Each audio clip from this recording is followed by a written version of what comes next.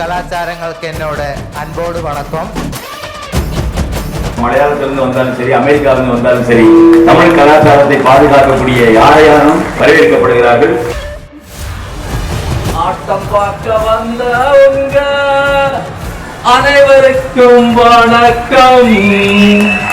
தமிழ்நாட்டோட root cultural traditional அதுதான் நம்ம நெக்ஸ்ட் மூவியா குளோபல் லெவல்ல மார்க்கெட் பண்ண போறோம். குளோபல் லெவலா கிடா சண்டையை நான் நேர்ல பார்த்தேன். அவங்க எவ்வளவு ஹார்ட் ஒர்க் பண்ணிருக்காங்கன்னு நான் பார்த்தேன்.